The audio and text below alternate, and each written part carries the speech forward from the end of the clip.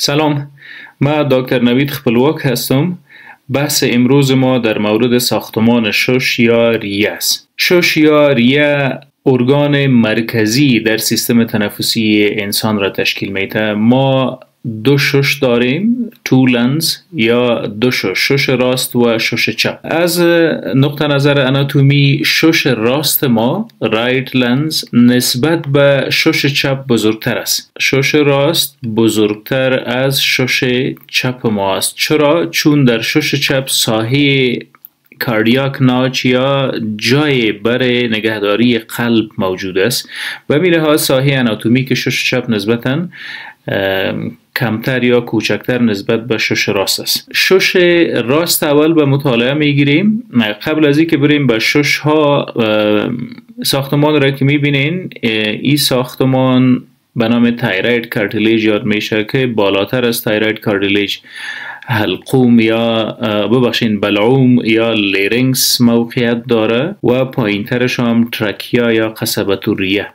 قصبة الریه بالاخره موازی با فقره پنجم ستون فقرات در ناحیه توراسیک به دو بخش راست و چپ تشکیل میشه. دقیق ناحیه که ترکیا یا قصبة الریه به دو بخش راست و چپ تقسیم میشه به نام کرینا یاد میشه. کرینا نقطه است که در این ناحیه قصبة الریه به دو بخش راست و چپ تقسیم میشه. اوکی. شش راست ما دارای سه لوب است. لوب بالایی، اپر لوب، میدل لوب یا لوب وسطی و لور لوب یا لوب آخری. این لوب ها توسط این ساختمان های ظریف به وجود آمده که اینا را به نام فشر یاد میکنه. دو فشر در شش راست داریم و یک فشر هم در شش چپ. فشر افقی را به نام هارزنتال فشر یاد میکنه و این فشر ما هم اوبلیک انحنا داره و برعکس شش چپ ما تنها توسط یک فشر هارزنتال یا افقی به دو بخش اپر لوب و لور لوب تقسیم شده. درست؟ این ساحه که یک بریدگک موجود است، این ساختمان اینجا قلب افاده کرده و هر دو شش راست و شش چپ ما قلب در داخل خود در وسط خود محافظت کرده، چون در میدیاستینم قلب با تمام رگهای خونی که از قلب میره و به قلب میای موقعیت داره. پایینتر از هر دو شش ما عضله یا پرده به نام حجاب عاجز یا دیافرام موجود است که رول اساسی در تنفس ایفا میکنه. در امتداد مطالعه ساختمان شش میریم به فرضاً این شد شش راست ما و این هم شش چپ. ساختمان ظریف و خیلی باریکی که اطراف شش احاطه کرده یک پرده، یک غشای است به نام پلیورا. وظیفه اساسی پلیورا در پهلوی این که از شش ما حفاظت بکنه در انجام عملی تنفس خیلی رول اساسی داره. پلیورا از دو لایه تشکیل شده. یک لایه‌اش که دقیق با شش وصل است به نام ویسرال پلیورا یاد میشه، ویسرال پلیورا، و بخش دیگه از این غشای از این پرده به همراه قفس سینه به همراه قبرقه های ما وصل شده. اینا اگر قفس سینه باشه، لایه دیگه از این پرده که به نام پرایتال پلیورا یاد میشه به قفس سینه ما یا به عضلات و قبرقه های ما وصل است و در وسط از اینا یک فاصله پتانسیل یا فاصله یا سپیس یا خالیگاه خرد موجود است که به نام پلیورال سپیس یاد میشه و در پلیورال سپیس ما مایات داریم که تخمینا از 10 تا به 15 میلی لیتر هستند. خیلی مقدار کم از این مایات موجود است. در کجا؟ در دو طرف شش ما توسط یک پرده به نام پلیورا احاطه شده و بخش دیگه از این پرده یا غشا وصل است به قفس سینه.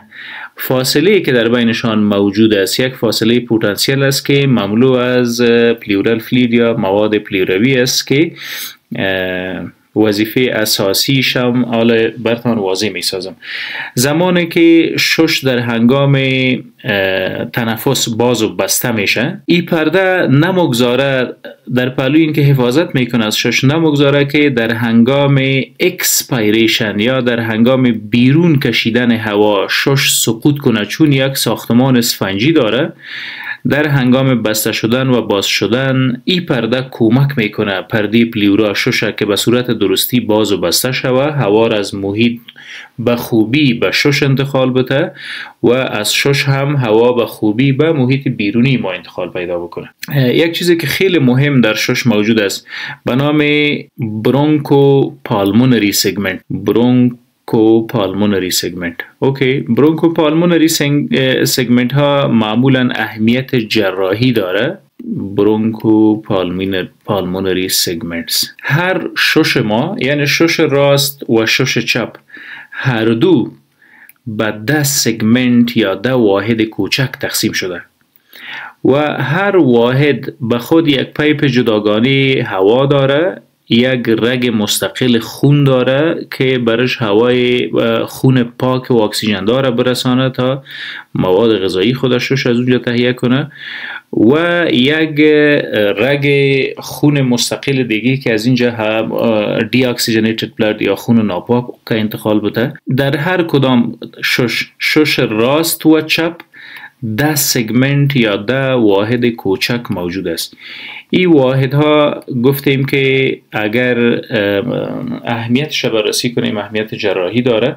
اگر در هر سگمنت کدام تکلیف به وجود بیایه، میتونیم تنها توسط عمل جراحی امو سگمنت مشخص از بین ببریم و بالاخره موضوع را فیصله بکنیم. به هر حال شش راست و شش چپ هر دو به 10 سگمنت تقسیم شده. سگمنت های شش راست خود میبینیم.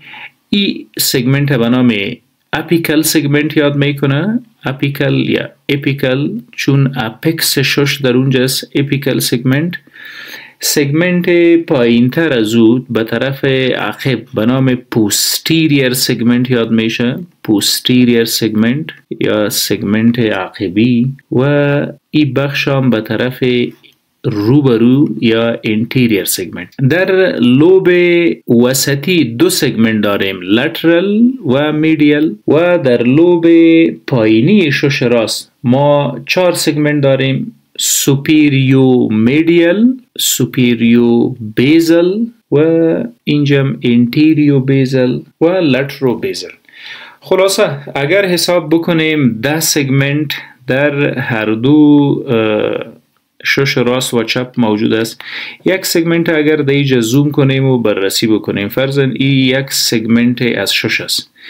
بعد داخلش یک پایپ هوا یا برونکیول مستقل میآید، یک رگ خون مستقل میآید که مواد غذایی را برسانه، یک رگ عصبی برای کنترل داره. اگر خدای ناخواسته یک سگمنت از شش سرطانی شود، کارسینوما داشته باشه که سرطان داشته باشه، توسط عمل جراحی یک سگمنت مشخص میتونیم برداریم و هیچ نیاز نیست که به بقیه قسمت های شش صدمه برسانیم. باید داشته باشیم که برونکوپالمونری سگمنت و رسپیریتری یونت اینا دو موضوع مجزا است، با هم متفاوت است. در لکچرهای آینده روی هر دویش میپردازیم.